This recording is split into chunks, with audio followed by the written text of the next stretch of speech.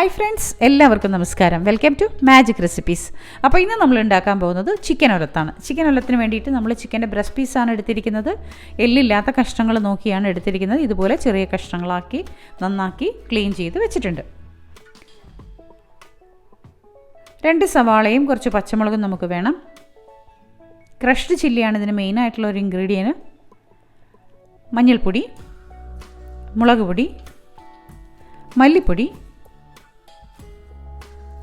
ഗരം മസാലപ്പൊടി, ഇറച്ചി മസാലപ്പൊടി, ഇതൊക്കെയാണ് നമുക്ക് വേണ്ടുന്ന ഇൻഗ്രീഡിയൻസ്. ഇതിൻ്റെ അളവ് ഞാനിത് കുക്ക് ചെയ്യുന്ന സമയത്ത് കറക്റ്റായിട്ട് പറഞ്ഞുതരാം. ആദ്യം തന്നെ നമുക്ക് ചിക്കൻ ഒന്ന് വേവിച്ച് എടുക്കേണ്ടതുണ്ട്. അപ്പോൾ നമുക്ക് കുക്ക് ചെയ്ത് തുടങ്ങാം. ഒരു കടായി വയ്ക്കുക. കടായി നല്ലപോലെ ചൂടായ ശേഷം അതിലേക്ക് 1 ടീസ്പൂൺ അളവിൽ വെളിച്ചെണ്ണ ഒഴിച്ചു കൊടുക്കാം. ഞാനിവിടെ വെളിച്ചെണ്ണയാണ് എടുത്തിരിക്കുന്നത്. കുക്കിംഗ് ഓയിൽ എന്താണോ ആണെങ്കിലും കുഴപ്പമില്ല. സൺഫ്ലവർ ഓയിലൊക്കെ ആണെന്ന് വെച്ചിട്ട് കുഴപ്പമില്ല.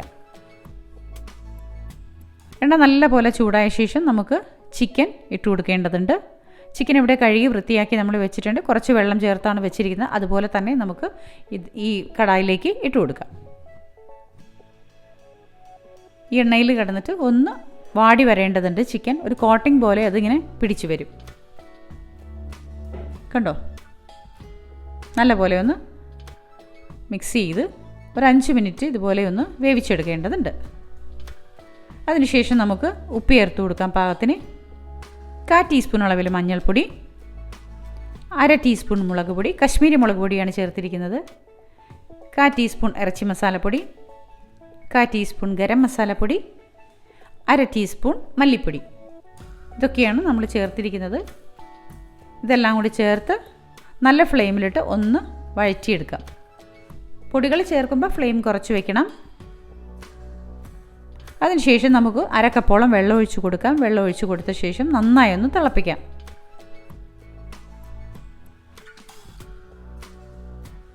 എല്ലാം കൂടി മിക്സ് ചെയ്ത് ചേർത്ത് നന്നായി തിളപ്പിക്കാം. നല്ലപോലെ തിള വന്ന ശേഷം തീ കുറച്ചിട്ട് സിമ്മിലിട്ട് നമുക്ക് അടച്ച് മൂടി വെച്ച് ഒരു 10 മിനിറ്റ് ചിക്കൻ ഒന്ന് വേവിച്ചെടുക്കേണ്ടതുണ്ട്. തിള വന്ന ശേഷം തീ കുറച്ച് വെക്കണം, അത് മറക്കരുത്. അപ്പോഴേക്കും നമുക്ക് നമ്മളുടെ സവാള ഒന്ന് കട്ട് ചെയ്തെടുക്കാം. ഇതുപോലെ വലിയ ക്യൂബ്സായിട്ട് കട്ട് ചെയ്ത് മാറ്റി വയ്ക്കാം. ഇനി നമുക്ക് നമ്മുടെ ചിക്കൻ ഒന്ന് വെന്തോന്ന് നോക്കാം.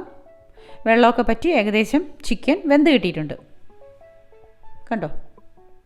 നല്ലപോലെ വെന്ത് കിട്ടിയിട്ടുണ്ട്. ഇനി നമുക്ക് മസാല ചേർക്കേണ്ടതുണ്ട്. എല്ലാം കൂടി സവാളയും മറ്റും ചേർത്ത് നമുക്ക് മസാലക്കൂട്ട് തയ്യാറാക്കേണ്ടതുണ്ട്. ഈ വെന്ത ചിക്കൻ നമുക്കൊരു കാര്യം ചെയ്യാം, മറ്റൊരു പാത്രത്തിലേക്ക് മാറ്റാം. സവാളയൊക്കെ മസാലക്കൂട്ട് തയ്യാറാക്കാൻ ഇതേ ചീനച്ചട്ടിയിൽ തന്നെയാണ് നമ്മൾ എടുക്കുന്നത്. ഈ മസാലയോടൊപ്പം തന്നെയാണ് നമ്മൾ എണ്ണ ഒഴിച്ചിട്ട് സവാളയൊക്കെ വഴറ്റുന്നത്. ചിക്കൻ ഒരു പാത്രത്തിലേക്ക് മാറ്റി വെച്ചു. ഇനി നമുക്കിതിലേക്ക് 1 ടീസ്പൂൺ അളവിൽ വെളിച്ചെണ്ണ ഇട്ട് കൊടുക്കാം.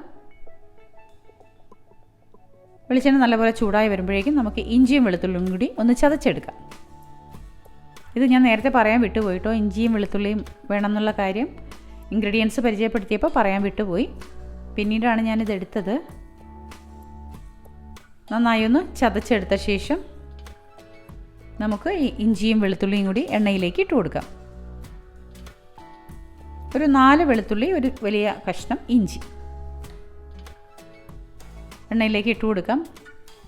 ഇഞ്ചിയുടെയും വെളുത്തുള്ളിയുടെയും ഒരു പച്ചമണം മാറി വരുമ്പോഴേക്കും നമുക്ക് സവാള ചേർത്ത് കൊടുക്കാം. സവാള ഇതുപോലെ ക്യൂബ്സായിട്ട് തന്നെ കട്ട് ചെയ്യണേ. ചെറിയ പൊടിയാക്കി കട്ട് ചെയ്ത് കളയരുത്. സ്ലൈസായിട്ടും കട്ട് ചെയ്യരുത്. ഇതുപോലെ തന്നെ കട്ട് ചെയ്തെടുക്കുക. നല്ലപോലെ വഴറ്റുക. കരിവേപ്പില ഇട്ട് കൊടുക്കാം, ഒരു തണ്ട്. സവാള ഒന്ന് പച്ചമണമൊക്കെ മാറി ഒന്ന് വാടി വന്നാൽ മതി. അധികം പേസ്റ്റ് പോലെ വഴങ്ങി പോവണ്ട.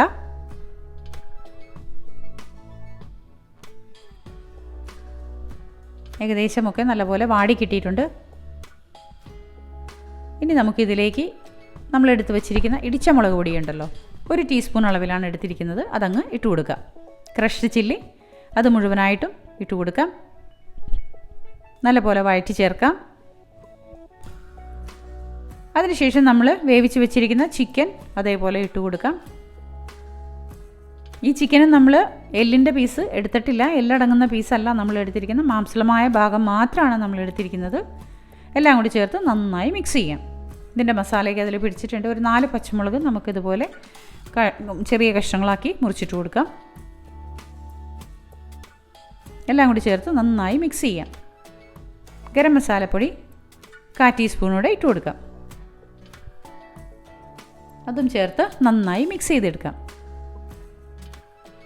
വളരെ ഈസി ആയിട്ട് ഉണ്ടാക്കാൻ പറ്റുന്നതാണ്. നമ്മളിപ്പോൾ തേങ്ങാക്കറിയൊക്കെ വെക്കുമല്ലോ, ആ സമയത്ത് നമുക്കൊരു സൈഡ് ഡിഷ്, ഒരു നോൺ വെജ് ഒലത്ത്, അതും ഇത് നല്ലൊരു ഡിഷാണ്. സൈഡ് ഡിഷായിട്ട് നമുക്ക് ഉണ്ടാക്കാൻ പറ്റുന്നത്, ഈസി ആയിട്ട് ഉണ്ടാക്കാൻ പറ്റുന്ന ഒന്നാണ്.